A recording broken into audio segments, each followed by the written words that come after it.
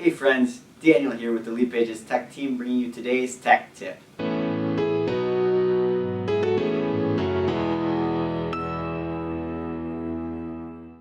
If you're wanting to collect payment on a landing page, not using our direct integration with Stripe via the Checkouts widget to do so, you certainly can. During this tech tip, let's dive into the options to collect payment using a payment processor we don't have a direct integration with here at Leadpages.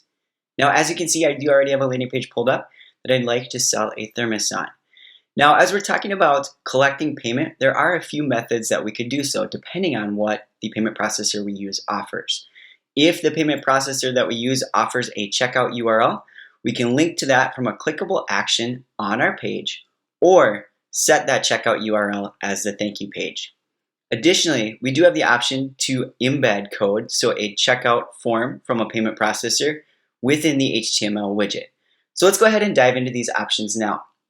So our first option, let's talk about linking a clickable action to a checkout URL. So in this case, I do have a buy now button here. Right now, this is currently linked to a pop-up. I can see this as I put my mouse over the button widget. So let's go ahead and say edit click event.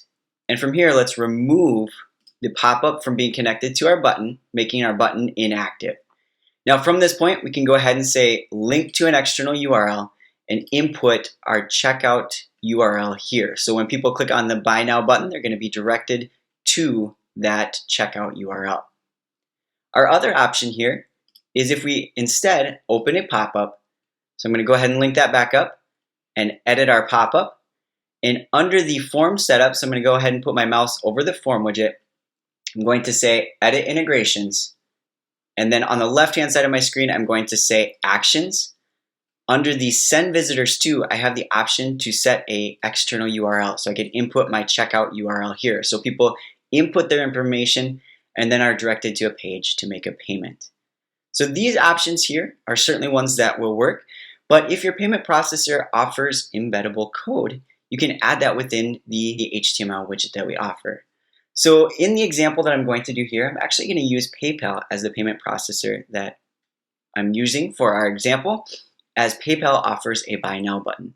So in this case, I'm going to go ahead and close out, and I'm actually going to remove the button widget here because I want to replace it with the HTML widget so I can add in that PayPal buy now button. So I'm going to go ahead and remove the button widget, and then on the widgets menu here on the left-hand side of our screen, I'm going to go ahead and click onto that.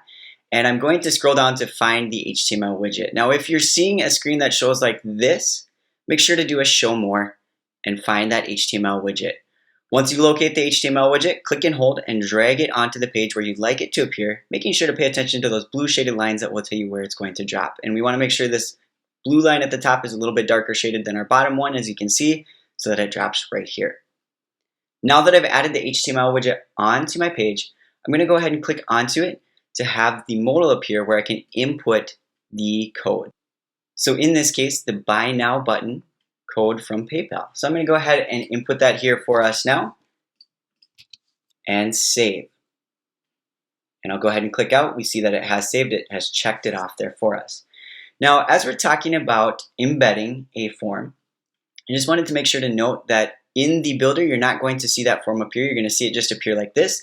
But you should be able to, after you publish the page, so clicking the publish button to do so, see that checkout appear, so that form from that provider appear, or under the preview option. So let's go ahead and take a look at preview now.